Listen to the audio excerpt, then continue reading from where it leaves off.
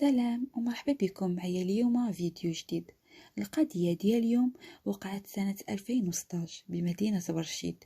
واحد السيدة الاسم ديالها رشيدة، مزوجة وعندها جوج وليدات كبار، موظفة والزوج ديالها حتى هو موظف، ميسورين وعايشين حياة سعيدة مع بعضياتهم.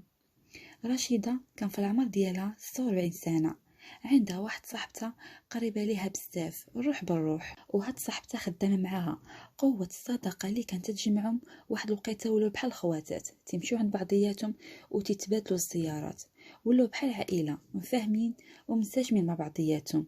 ولكن جات واحد الوقيته هاد السيدة رشيدة وقعوا لها شي مشاكل مع صاحبتها وتقطعت العلاقة بيناتهم بشكل نهائي، ولاو تتلاقاو في الخدمة حتى السلام ما تيقولوهاش لبعضياتهم لهاد الدرجة. الغريب بأن السبب الخلاف بيناتهم ما معروفش، تقطعت العلاقة بيناتهم غير هكاك. كانوا صحابات واخواتات مع بعضياتهم، وبالليل وضحاها حتى تقطعت العلاقة بدون سبب. هاد السيدة رشيدة تتقول انا هاد صاحبتي كانت العلاقة بيناتنا علاقة مزيانة ومفاهمين مع بعضياتنا، فجأة قطعت الكلام معايا، ومنين بغيت نعرف السبب ما عطاتنيش الوقت ومبغاش تشرح ليا المشكل. انا ما فهمت والو. وتتقول رشيدة انا ما اديتهاش وما عمرني صرات فيها حتى شي عيب. للاسف كاينين بزاف هاد النوع في المجتمع ديالنا، اللي تتكون علاقتك بيه علاقه صداقه مزيانه وبيناتكم احترام، ولكن تيجي شي نهار تقطع معك الكلام بدون سبب، تيخليك شك في راسك لا تكون درتي ليه شي حاجه بدون قصد.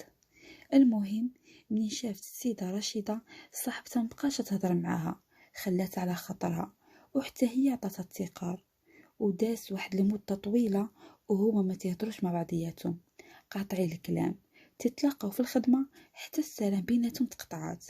حتى لواحد النهار هاد السيده رشيده مرضات وتصابت بواحد المرض بحال الحماق، مبقاش تنعس ولات غير تتغوت ومبقاش تمشي الخدمه ديالها. الزوج ديالها والاولاد ديالها داوها الطبيب من تفحصها تيقول لهم هاد السيده راها ما عندها حتى شي حاجه، تيخرج لها الدواء وتيقول لهم ربما تكون غير معصبه شويه.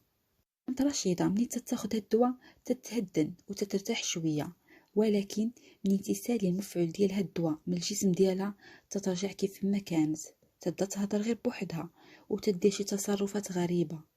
الزوج ديالها تيقول باللي داوها عند واحد الراقي بمدينة بوزنيقة، ولكن للاسف ما تحسناش الحالة ديالها. بدون نتيجة، رشيدة ضاعت لها صحتها وضاعت لها الخدمة ديالها، جايه الاسبوعين وهي مغيبة عليها. حتى لواحد النهار واحد من ولاد هاد رشيدة اللي في العمر ديالو 23 عام خرج هو وصحابو في واحد الصباح، مشاو يترينيو شويه، مشاو واحد البلاصه خارجه شويه على مدينه برشيد. ملي كانوا تيتمشاو هذاك ولدها شاف واحد الكلبه مربوطه من العنق ديالها ومقتوله، شي حد لوى ليها هذاك الحبل على عنقها وقجها وقتلها. وهاد الكلبه هادي ملبسين الحوايج ديال العيالات. قرب من ديك الكلبه وشاف باللي هادوك الحوايج اللي ملبسينه هما حوايج ديال الام ديالو. قال لصحابو، قال لهم هاد الحوايج راه ديال الام ديالي، اش جابهم هنا، شكون لبسهم لهاد الكلبه هادي؟ المهم فكوا ديك الكلبه من القنبه اللي كانت على عنقها وحيدوا ليها دوك الحوايج وداهم للدار، وراهم الام ديالو وقال لها الوالده واش هاد الحوايج ديالك؟ قالت لي راه ديالي، فين لقيتيهم؟ قال لها راه اليوم كنت مع صحابي تنجريو حتى تلقاو واحد الكلبه رابطينها من عنقها ومقتوله وملبسين هاد الحوايج ديالك، راني حيدتهم ليها وجبتهم ليك. الام هنا بقات تفكر وقالت لي هاد الحوايج راه كان جات عندي واحد السيده تتسعى وطلباتني وقالت لي عافاك الا عندك شي حوايج نلبسهم الله يرحم لك الوالدين، وانا خرجت لهاد الحوايج وشي حوايج اخرين في سبيل الله. الزوج ديال رشيدة كان تسمع الهضره اللي تتقولها لولدها وقال لهم عرفتوا شنو غادي ديروا هاد المره هادي؟ الا رجعت هاد السيده اللي تتسعى اتصلوا بيا هاديك الساعه. المهم من بعد هاد الشيء اللي وقع بدات الحاله ديال رشيدة تتحسن ورجعت الخدمه ديالتها عادي بحال حتى حاجه ما كان، وتبين لهم بلي القضيه كان فيها السحر، حيت منين فكوا القنبه اللي كانت في العنق ديال الكلبه وحيدوا لها دوك الحوايج، هاد السيده رشيده رجعت لحالتها الطبيعيه ولكن السؤال مطروح، بما أن القضية تتعلق بالسحر والشعوذة. السيدة هذه اللي جات تسعى وخدات الحوايج، واش هي اللي لبستهم لهذيك الكلبة بغات تنتقم؟ واش هي اللي سحرت لها؟ ولكن علاش غادي دير هادشي كامل؟ شنو العلاقة اللي بيناتهم؟ راشدة تتقول: انا هاد السيدة اللي تتسعى وعطيتها الحوايج انا راه ما تنعرفهاش، راني اول مرة شفتها، هو فاش جات لعندي. غريبة هاد القضية، تكون شي حد ما تتعرفوش وما بيناتكم والو، حتى يبان في حياتك يشوفك يبغي اديك. المهم داز اسبوع وهي ترجع هاد السيدة اللي تتسعى ودقات على الدار ديال رشيدة، حلت لها الباب: السلام عليكم. السلام. قالت لها: سمحي لي الا رجعت عندك هاد المره هادي، وانتي مولات الخير ما ديريهاش مني قله الصواب، الا باقين عندك شي حويجات كيف ما كانوا اعطيهم ليا، راني غير هجاله، ومات لي الزوج ديالي وخلى لي 3 ديال البنات يتامى، وانا ما خدامه ما والو، غير سخاك به الله عطيه ليا.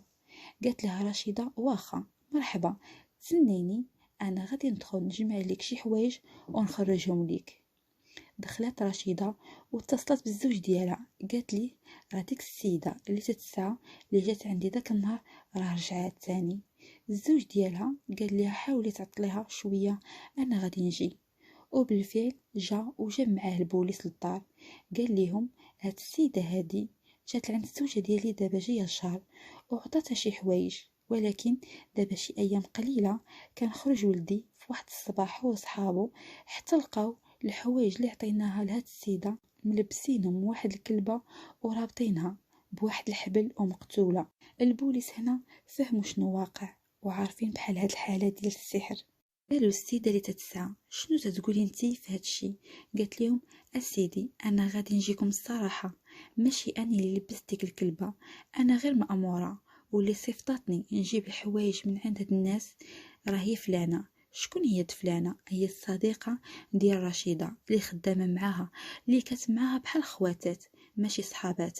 قالت لهم: عطاتني 1500 درهم وجابتني بالطوموبيلة ديالها حتى لهنا، وراتني الدار وقالت لي: سيري دقي عليهم وديري راسك تتسعي وقولي لها تعطيك شي حوايج وبكي وشكي عليها.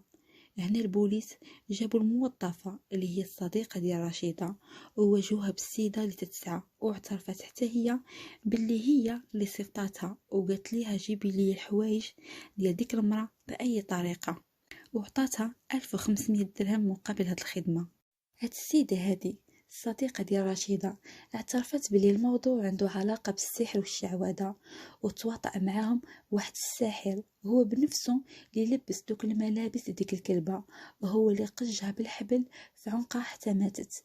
هاد المشعوذ جابوه البوليس من خارج برشيد، مشاو ليه حتى لواحد المنطقة في الدخلة ديال الدار البيضاء معروفة بحي العراقي. هاديك السيدة اللي تتسعى تتقول: انا فعلا تنسعى، وهاد السيدة هي اللي خرجت لي على حياتي. تقدمت المحكمة وتحكمت بسنة سجن نافذة.